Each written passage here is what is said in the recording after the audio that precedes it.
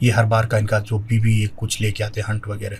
तो ये सिर्फ हंट पर निर्भर करता है, ये हाँ ट्राइब्स जितने भी हैं? ये हंट पे नहीं, हंट पे आप देखिए हटजाबे हंट पे निर्भर करता है। ओके, जिसमें छाबा है। जिसमें छाबा एक कच्चा मांस खाएंगे, कच्चा मांस खाते हैं, कच्चा मांस खाएंगे। लेकिन तो इनको हंट करने की परमिशन? वो तो इनको गवर्नमेंट ने परमिशन दी रखी है इनको कि भाई आप हंट कर सकते हैं। इनको एक एरिया दिया हुआ है जंगल का कि इतनी एरिया में आप हंट कर सकते हैं। तो अभी तो जंगल की पॉपुलेशन पे कोई फर्क नहीं पड़ा? हंट तो कम हो गए, पहले 5 किलोमीटर जाना पड़ता था, 15 किलोमीटर जाना पड़ रहा है। ढूंढते ढूंढते ये जाते हैं। और इनका जो मोस्टली जो फेवरेट खाना होता है वो बबून होता है। बबून खाते हैं ये लोग, फेवरेट? और बबून है, और हिरन हो गया, हिरन है। बाकी ये लोग गिलहरी, चिड़िया, हाइना वगैरह सब खाते हैं, लेकिन फेवरेट जो इनका है वो बबून है। बबून को बड़े शौक से खाते हैं। कैसे खाते हैं ये लोग? कच्चा खा जाते हैं या फिर उसको बॉईल करते हैं? थोड़ा जरा सा बॉईल करेंगे, उसको क्लीन नहीं करेंगे। आप देखोगे कि वो कुछ वीडियोस में कि इनके जो बबून के जो बाल होते हैं वो उसी में साथ में बॉईल होते रहते हैं, वो वही पानी वो सूप की तरह पीते रहते हैं। थोड़ा सा होता है, लेकिन इनका बॉडी का पावर ऐसा हो गया, इनको कोई फ़र्क नहीं पड़ता। ना इनको मधुमक्खियों का डर लगता है। ये लोग हनी भी तोड़ते, मेरे सामने तोड़ते, सीधा छत्ते में हाथ डालते मधुमक्खियों के और छत्ते को बाहर निकाल लेते हैं। खाती थोड़ी बहुत यूँ काटती रहती है मधुमक्खियाँ इनको, बस इस इतनी आवाज़ निकलेगी, इनको कोई फ़र्क नहीं पड़ता मधुमक्खियों से इनको। ये हनी काटते रहते। जिस दिन मुझे मीठा खाने का दिल होता है तो मैं इनको बोल देता हूँ, तो ये हनी लेके आएंगे। आप इनकी कॉन्वर्सेशन कैसे समझते हैं? कन्वर्सेशन पहले तो थोड़ा सा मेरे लिए दिक्कतें करता था ये सब, लेकिन अगर आप ये मान के चलो कि छोटा बच्चा है, माँ उसकी बात कैसे समझती कि बेटे को क्या चाहिए, इमोशन जुड़े होते।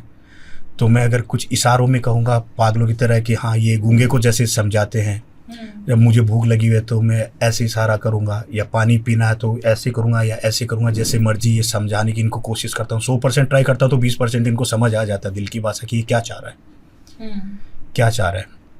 अच्छा, इस बीच अगर ये ट्राइब्स बीमार पड़ जाएं तो फिर क्या इलाज इनका? क्या ये भी डॉक्टर के पास भागते हैं या फिर ये कुछ नुस्खे इनके अलग ही? नहीं, इनके नुस्खे अलग है। इनके आपको देखने को मिलेगा कि इनके पास खतरनाक जहर भी होता है, वो भी पेड़ों से निकालते हैं ये।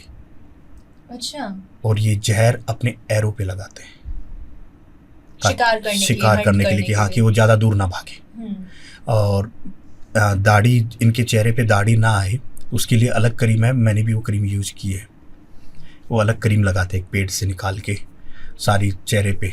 इतनी नॉलेज इन लोगों में? हाँ, इतनी नॉलेज है। अच्छा, ये ट्राइब कितना बड़ा है? क्या पॉपुलेशन है इन ट्राइब्स की? ये अब लोग बच्चे हैं लगभग 1500 से 1800 के बीच।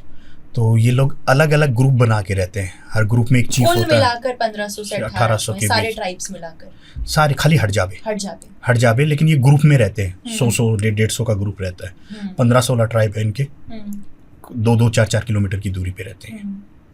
तो ये सारे, इनमें एक चीफ होता है, उसको सबके आदेश मानने पड़ते हैं चीफ के। जो चीफ कहेगा वही फाइनल है वहाँ पे। अच्छा, आपने बताया कि छाबा की तबीयत भी अभी कुछ वक्त पहले खराब हो गई। हाँ, छाबा की आज से 2 वीक पहले तबीयत खराब हुई थी, तो मैं भी थोड़ा सा टेंशन में आ गया था। जैसे मुझे पता लगा कि छाबा वोमिटिंग कर रहा है, तो मैंने वहाँ का जो लोकल गवर्नमेंट ऑफिसर है उनसे मेरी अच्छी बॉन्डिंग है, तो मैंने बात की उनसे कि उनको कोई ट्रीटमेंट दिलाओ ऐसा करके। तो ऑफिसर भी अच्छे थे। और वहाँ पे जो इनके साथ ज़्यादा टच में रहता है, मूसा नाम है उसका, मूसा, तो उससे मेरी बात हुई। तो उन्होंने अरेंज किया इनके लिए डॉक्टर।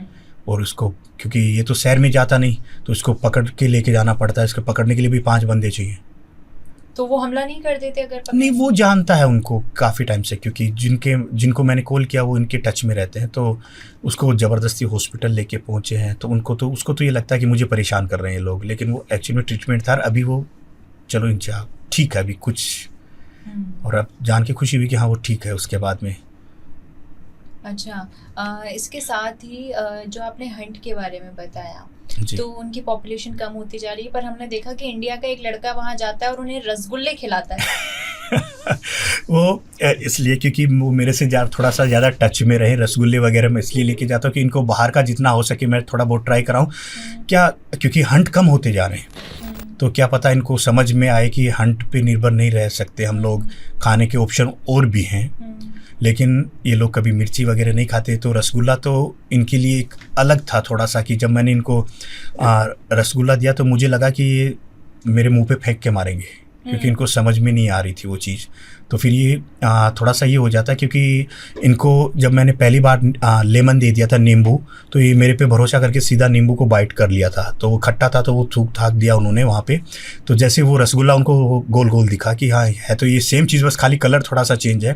तो उसने कहा कि पहले तू खा, ये क्या है, पहले तू खा। मैंने कहा यकीन नहीं। बोलता यकीन की बात छोड़ो, पहले तू खा ना, अगर कोई बेकार चीज़ नहीं है तो तू खा ले, कहाँ दिक्कत हो रही है। ये सब आपसे बोला? हाँ। तो फिर वो पहले मैंने उनको रसगुल्ला मैं खुद खाया हूँ। खाने के बाद में उन्होंने मेरा चेहरा देखा कि ये कुछ खट्टा वट्टा है तो इसका चेहरा थोड़ा सा चेंज होगा। तो जब नहीं हुआ तो फिर उसको डाला मैंने। डालने के बाद में वो जैसे ही वो रसगुल्ला खाया तो उसने नीचे से 1 फुट तक ऊपर जंप कर रहा है कि इस बार चीज़ सही मिली है ये। फिर इसको समझ नहीं थी, मेरे हाथ से डिब्बा छीनने की वो कोशिश कर रहा है। फिर वो मुझे बता रहा है इशारों में कि मेरे इतने छोटे छोटे बच्चे, उनके लिए भी दे ये चीज़ मुझे, छाबा के, क्योंकि उसके बच्चे हैं तो उसके लिए वो हमेशा ये सोचता रहता है, क्योंकि वो दबंगई करता है वहाँ पे। वो छाबा मोहल्ले का गुंडा बना हुआ है वहाँ पे। वो मोहल्ले का, उस एरिया का जितने लोग हैं, तो वो लोग सोचते हैं कि हमसे डर रहा है, हमसे सारे डर रहे हैं, लेकिन वो सोचते हैं कि इसके सर कौन मुँह लगेगा।